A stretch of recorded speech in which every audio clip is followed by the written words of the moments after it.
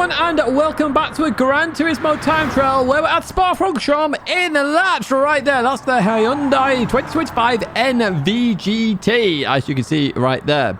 Now, we're on racing soft tyres. I'll put this difficulty at hard. So, pad users, unfortunately, that's controller, if you're unsure what pad means. You're going to be at a bit of a disadvantage with this one. A goal estimate of around a 155.5. There's still plenty of time in my lap, but I wanted to get this video out there for you.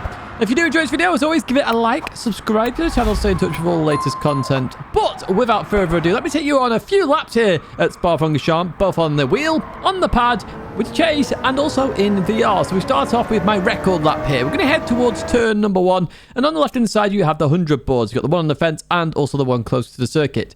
You need to brake before you get to these, okay?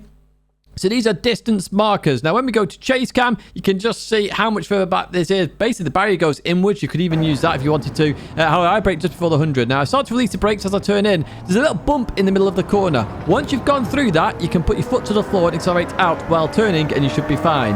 Now, with this car being all-wheel drive, you really have to stop the front wheels from spinning up. So you have to go straight very quickly. A Rouge Rally on here, you'll see it's absolutely flat. No issues whatsoever.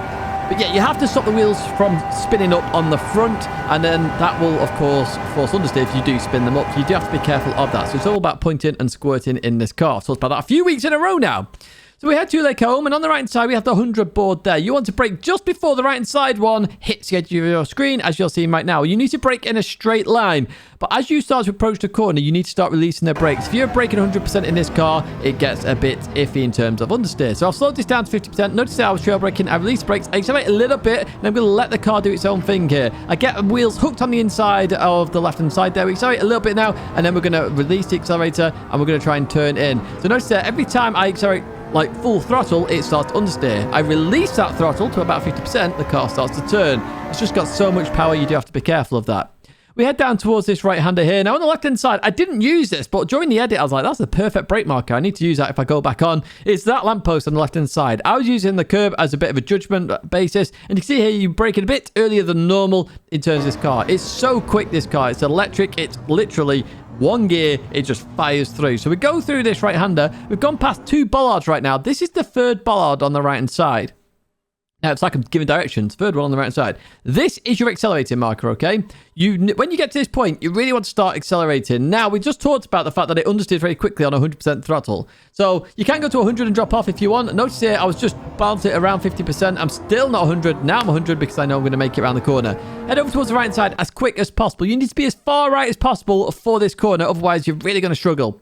So I have these gaps in the fences. So you see that one there? It's sort of like a marker here to make sure that I am turning before I get to this point. I've already hit the brakes here as I approach the curb, and then I want to start to release the brakes and turn in. I really have to get turned in here. Notice there, I'm trying to turn in. I clip the curb. Now, you have to avoid these bollards on every single corner. They will invalidate your lap. You can go on the slippy stuff on the exit of that corner. However, it will slow you down. However, with being all-wheel drive, it will stick as well. 2 howevers in there.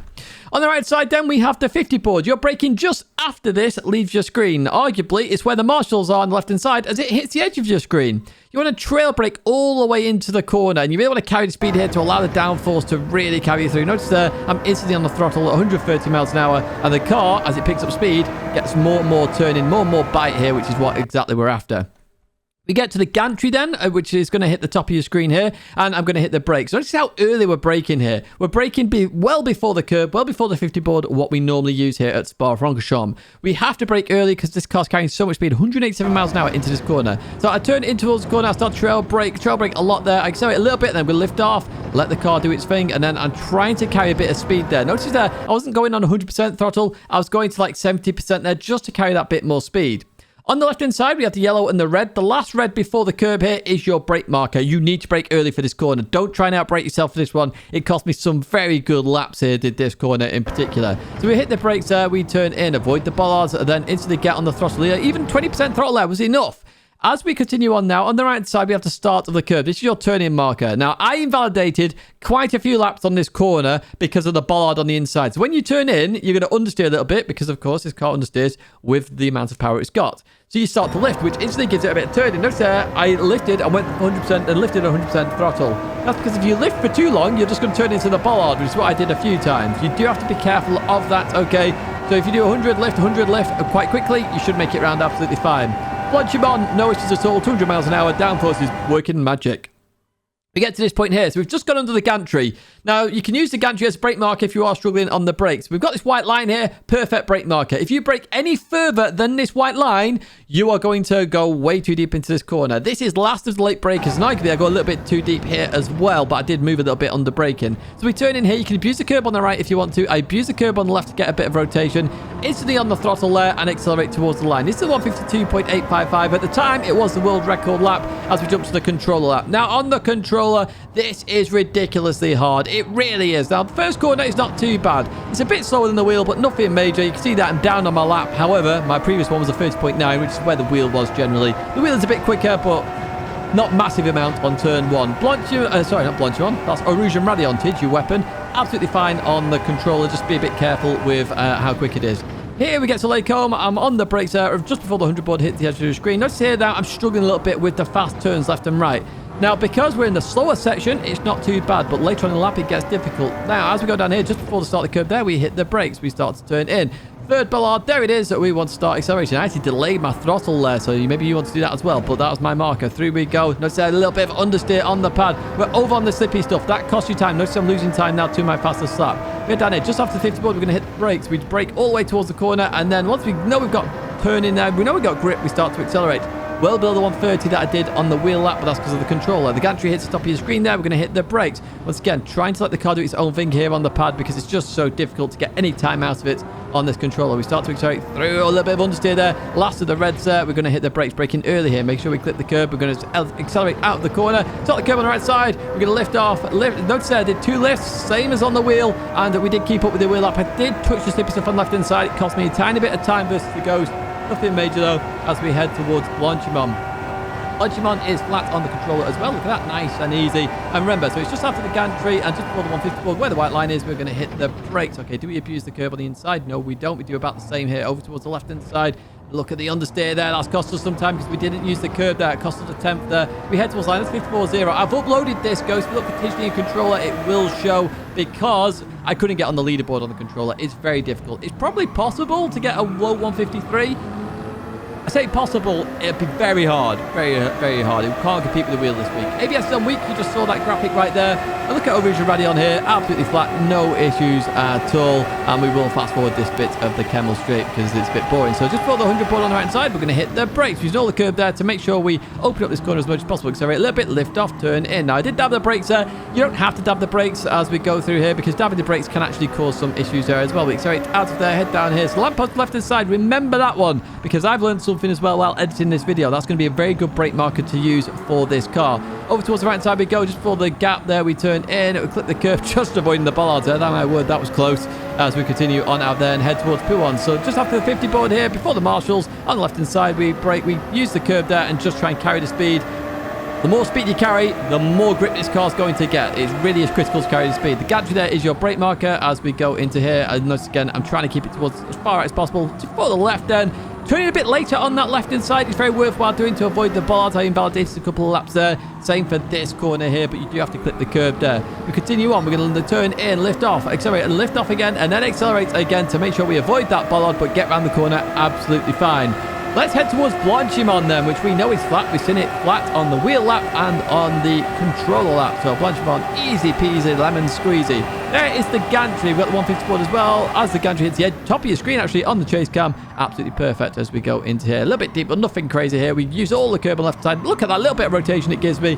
Accelerate towards the line then, and that is that 152.855, which you can follow on the leaderboard. We jump to VR then. Looks fantastic in VR here. So the 100 board down the left-hand side is our brake marker on VR. We can break that a little bit later. As we go through here, we're going to accelerate out of the corner. Make sure we don't go on the slippy stuff on the exit there because you can invalidate your lap if you do go on that because it's so wide versus the curb. So Rouge and Radion, we're going to have no issues here at all. However, I did cut it the first time of doing this because I didn't realise how much this car feels like it turns in VR. So Got the cable straight, easy peasy, and we're looking for that 100 board on the right hand side. Then so there's the 150, there's 100. We're going to hit the brakes, slowing the car down, trail braking, clipping the curb, accelerate a little bit, then lift off, get it turned in, accelerate again, and then lift off a little bit, clip the curb, and then accelerate through the corner. Happy days indeed. So lamppost on the left hand side, if you want to use that. Oh, that's a perfect marker on VR as well as we go through here. Third bollard, there it is. Start to accelerate through this corner. Head over towards the right hand side, dab the brake, turn before that gap there, clip the curb, and bolt on through here. Now I lost a bit of time there because I wasn't aggressive enough on the throttle. That's what I find in VR. Just after the 50 board, then we're going to trail brake towards the curb and then continue on through there. That was around the same sort of speed as the pad there, so I could improve on Puon as well. So the gantry there definitely disappears at the top of your screen, and then you want to trail brake through this corner, nearly clipping the bollards. It's actually nice in VR to see these bollards because you can get more of a judgment on it. There is the red marker there. We hit the brakes. We're going to turn in. Notice I had to adjust the steering slightly as we continue on through here. Let's start the curb. Accelerate, lift, and accelerate again. And we are through here. And we can breathe a little bit now. Just think about the last chicane because we know Blanchimont is fast. He said fat then. Blanchimont is a bit fat as well. It goes out wide, to be fair. But we continue on through here as we look for that 150 board brake just before we get to that then. And are we going to abuse all the curb? Yes, this is how you do it. Look at that. Look how much time you gain there immediately from doing that. Absolutely beautiful stuff. A little bit slow on the exit. Nothing major though here. We head towards the line. You can follow this lap on the leaderboard as well. 153.3. 52 is definitely possible in VR as well. You're probably going, Tidge, how do I get there? How do I earn 2 million credits? So here is the menu, and we're going to go to sport mode in the top right-hand side. We click into that one right there.